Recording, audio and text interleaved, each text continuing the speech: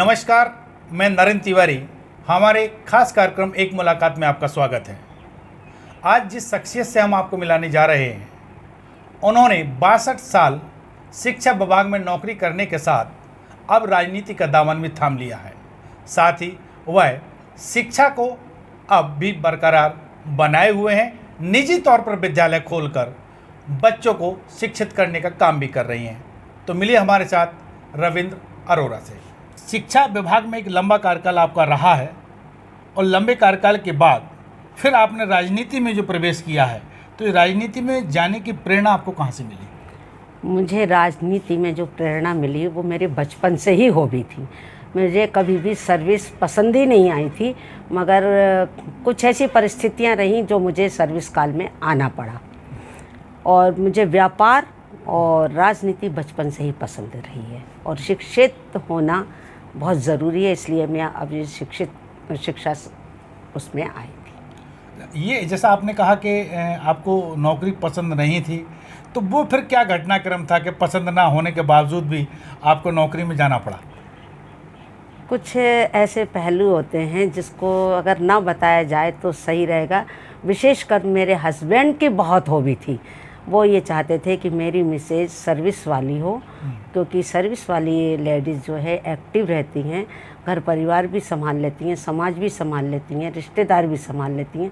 उनकी हॉबी की वजह से मुझे नौकरी करना पड़ी जी। वरना नहीं तो मुझे राजनीति और व्यापार ही पसंद था जी।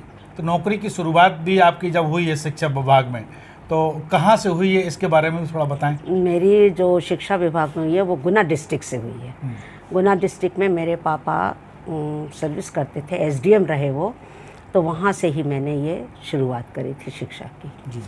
और उसके बाद जब शिवपुरी पोस्टिंग हुई आपकी, तो गुना के अलावा और भी कहीं नौकरी की या सीधा शिवपुरी? जी नहीं, मैं शिवपुरी ही डिस्ट्रिक्ट में मेरी पूरी लाइफ चली गई, क्योंकि आफ्टर मैरिज मेरी जो ट्रांसफ़र हुआ वो झांसी के नज़दीक ही था शिवपुरी डिस्ट्रिक्ट, इसलिए मेरी शिवपुरी डिस्ट्रिक्ट में आ गई हूँ। जी। और अभी जब रिटायर हुए हैं आप, रिटायर होने के बाद राजनीति आपने ज्वाइन कर ली है, तो राजनीति में कांग्रेस पार्टी में आप महिला प्रकोष्ठ की अध्यक्ष भी हैं, तो ये महिला प्रकोष्ठ में कैसे आप पहुँचे हैं और वहाँ क्या दायित्व आपके पास है जो आप देखते हैं?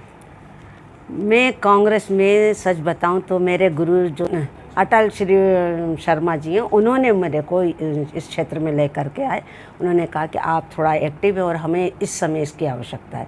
उपभोक्ता में यह है कि कहीं मिलावट ना हो, कहीं आपका कोई भी अनर्गल तो नहीं बेच रहा है या कोई स्टॉक तो नहीं कर रहा है या किसी तरह का कोई गलत काम हो रहा है, तो उसको देखना हमारा काम रहता है। इसके अलावा भी अगर कहीं आपका कुछ गलत वो हो गया, आपने ख़रीदारी करी है और ख़रीदारी के बाद आपकी चीज़ का ख़राब हो गई है और वो आपको रिटर्न नहीं करना, तो आप इस प्रकोष्ठ में आकर के उसकी रिपोर्ट कर सकते हैं और इस रिपोर्ट में आकर के उसके आपकी सुनवाई होगी और आपका शिक्षा विभाग का सफ़र भी हम जानना चाहेंगे आपका, कि पहली पोस्टिंग से लेके और आखिरी जब आप रिटायर्ड हुए हैं, तो शिक्षा का सफ़र आपका कैसा और कहाँ कहाँ रहा है? मेरी सबसे पहले जो शिक्षा विभाग की पोस्टिंग है वो गुना डिस्ट्रिक्ट में रही है। गुना डिस्ट्रिक्ट में मैं शिवपुरी डिस्ट्रिक्ट में आफ्टर मैरिज आई हूँ और आफ्टर मैरिज में आने के बाद मैं यहाँ शिवपुरी में ही मेरा पूरा जीवन काल रहा। पहले मैं प्राइमरी स्कूल में मैंने शिक्षा दी छोटे बच्चों को, फिर मैं कुछ समय मिडिल में आई, फिर मैं हायर सेकेंडरी में आई। हायर सेकेंडरी के बच्चों को मैंने वो किया। मेरा सबसे बड़ा एम ये रहता था कि बच्चों को अच्छी तरह से पढ़ाना, और वो मैंने शायद उसमें कार्य में मैं हमेशा सफल ही रही हूँ और हमेशा ये चाहती हूँ कि बच्चों को वो रहे। और आज भी मैं इस शिक्षा विभाग से जुड़ी हूँ, आफ्टर रिटायरमेंट भी, कि शिक्षित से उससे जुड़ी हुई। मैंने अपना स्कूल खोल लिया है कि मैं बच्चों को पढ़ाऊँ और उनको पढ़ा करके शिक्षित करूँ, जिससे कि वो हमारे देश, समाज और परिवार का नाम करें। तो ये जो आपने बताया कि आपका जो कार्यकाल रहा है वो सभी तरह के स्कूल में रहा है, प्राइमरी से लेके हाई सेकेंडरी स्कूल तक का सफ़र किया। हमें ये भी पता चला है कि आपकी जो पोस्टिंग रही है प्राइमरी और मिडिल स्कूल में, वो ग्रामीण अंचल के सुदूर गांव में रही है, जहां की आना जाना थोड़ा कठिन होता था। तो वो सफ़र आप कैसे तय करते थे, स्कूल तक पहुंचना समय पे, फिर पूरा समय करके वापस घर लौटना, तो ये सब कैसे संभव करते थे आप? देखिए उस समय तो जब हम ये सफ़र हमने शुरू किया था तब तो हमारे पास बसें वगैरह भी नहीं थी, कुछ नहीं था, आने जाने का साधन भी बहुत कठिन होता था, तो बड़े परिश्रम से हम वहाँ पहुँचते थे।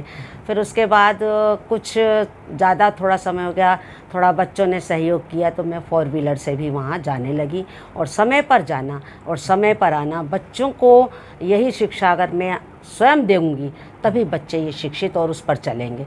अन्यथा अपन ये सोचें कि बच्चों को अपन शिक्षा दे दें और अपन स्वयं उस पर ना चलें तो ये संभव नहीं है कि वो बच्चे अपन पर अपनाएंगे। तो उनको करके दिखाना भी बहुत आवश्यक है। इसलिए मैं बहुत कठिनाई और परिश्रम से वहाँ स्कूल में पहुँचती थी और पूरा समय बच्चे को लगन मेहनत से पढ़ाती थी कि जिससे मैं कभी भी अपने कर्तव्य से वंचित ना रह सकूं और अपने कर्तव्यों का पालन कर सकूं। ये निश्चित रूप से आपने एक शिक्षा का बड़ा लंबा कार्यकाल देखा है। बात करें कि आज से 50 साल पहले की जो शिक्षा थी, उस शिक्षा की और आज की शिक्षा में क्या बदलाव देखते हैं आप? पहले की शिक्षा में और अब की शिक्षा में तो बहुत बदलाव है साहब। पहले की शिक्षा जो थी वो अनुभवशील थी और जो पाठ्यक्रम में भी अगर हम देखें तो पाठ्यक्रम भी हमारा जीवन से संबंधित रहता था, पारिवारिक, सामाजिक। और आजकल का पाठ्यक्रम जो इस तरह का है कि ना तो हम समाज से जुड़ पा रहे हैं, ना हम देश से जुड़ पा रहे हैं, अब केवल एकाकी जीवन में जी रहे हैं। पहले क्या होता था कि जो हमारे को पाठ्यक्रम दिए जाते थे सामुदायिक उसके दिए जाते थे कि आपको समाज में रहना है, समाज में किस तरह से रहना है, क्या आपको करना है, ये सब रहता था। लेकिन आजकल इतना एकाकी वो हो गया है, सारा वैज्ञानिक युग हो गया है, तो वैज्ञानिकों की तरह जो पढ़ा रहे हैं तो हम समाज से दूर होते जा रहे हैं।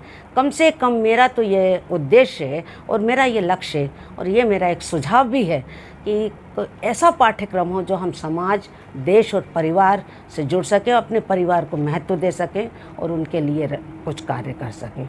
वरना बिल्कुल हम अगर वैज्ञानिक हो जाते हैं तो हम अपने समाज से दूर हो जाएंगे। ऐसा ना हो, ये पाठ्यक्रम को में थोड़ा बहुत परिवर्तन होना चाहिए। निवास भी दिनारा बनाया है, निजी स्कूल का संचालन भी आपने दिनारा में ही शुरू किया है। देखिए मेरे पूरा जीवन का पूरा काल ही दिनारा में ही व्यतीत हुआ है। यहाँ के लोगों से प्रेम भाव और पारिवारिक संबंध हो चुके हैं, इतना मुझे यहाँ पर सम्मान मिलता है और मैं भी उनसे इतना ही प्यार करती हूँ कि मुझे ऐसा लगता है कि मैं यहाँ पर एक परिवारी हूँ। दिनारा को मैं गांव ना समझकर एक परिवार ही समझती हूँ कि ये मेरा परिवार है। और मैंने इसलिए यहाँ पर मैं चाहती तो कहीं अन्य भी जगह खोल सकती थी और ज़्यादा कमाई कर सकती थी, मगर मैंने दिनारा को इसलिए चुना है कि यहाँ पिछड़ा वर्ग है और यहाँ पर थोड़ा सा गरीबी भी आसपास का है। तो वो बच्चे इंटेलिजेंट होते हैं लेकिन अपने आर्थिक स्थिति के कारण बाहर नहीं जा पाते हैं। बाहर ना जाने के कारण उनको अच्छी शिक्षा मिले, कम शिक्षा मिले और मैं उनको थोड़ी बहुत सहायता भी करती हूँ उनको पढ़ाने में। जैसे अगर बहुत ज़्यादा गरीब कोई बच्चा होता है तो मैं उनकी प्राइवेट स्कूल होने के बावजूद भी मैं उनकी फ़ीस नहीं लेती हूँ, क्योंकि वो इतना अफोर्ड नहीं कर पाते हैं। तो मैं उनको ये चाहती हूँ कि वो देश का, परिवार का, समाज का शिक्षित होकर नाम करें।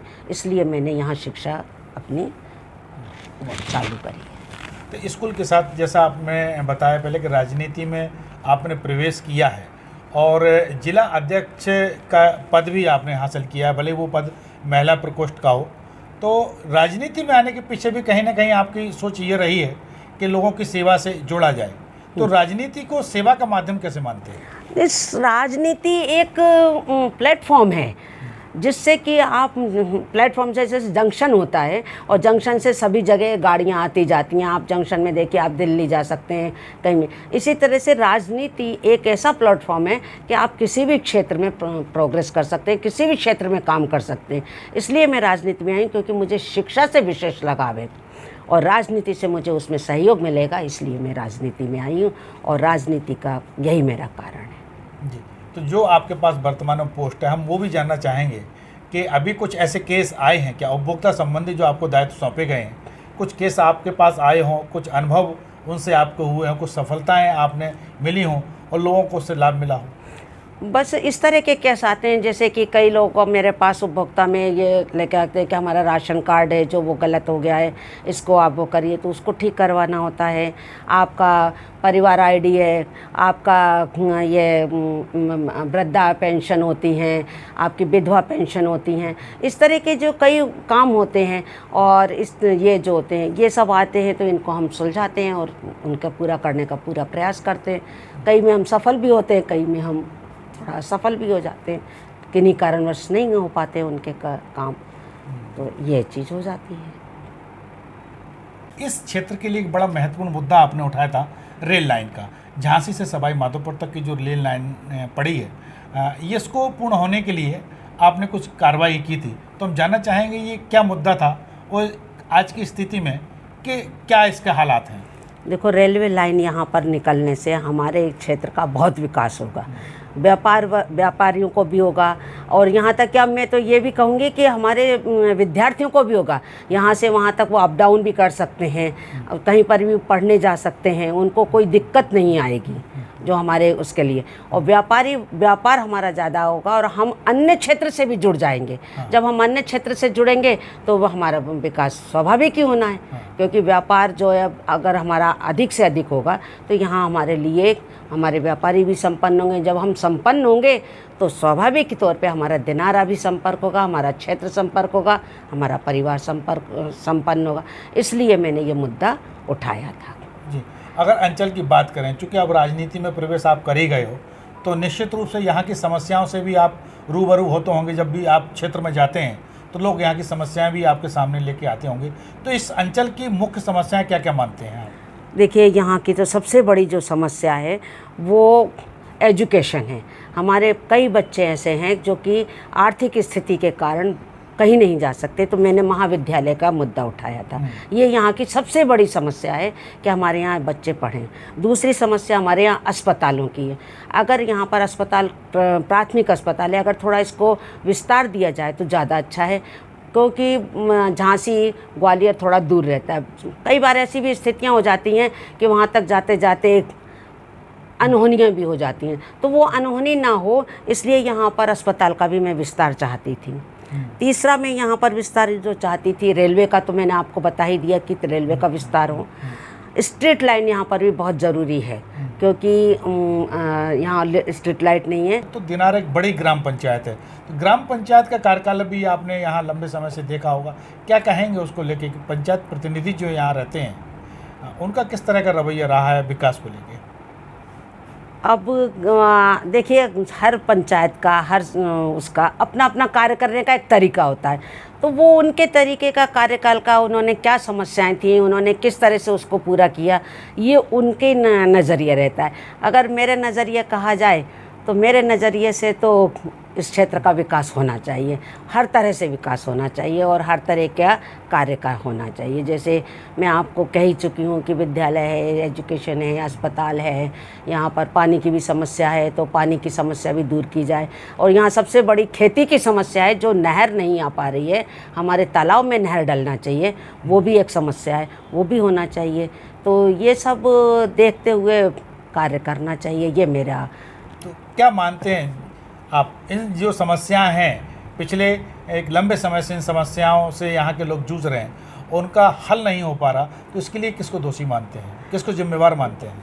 उसको तो मैं ये कहूँगी कि उस समय की जो सरकारें होती हैं उन्हीं का ही मानना चाहिए कि उन्होंने क्यों नहीं किया। जनता ने अगर डिमांड करी है तो सरकार को उस पर ध्यान देना चाहिए, कम से कम किसानों का तो, और या अपने जो समस्याग्रस्त लोग हैं उनकी सुनना चाहिए और उनको दूर करना चाहिए।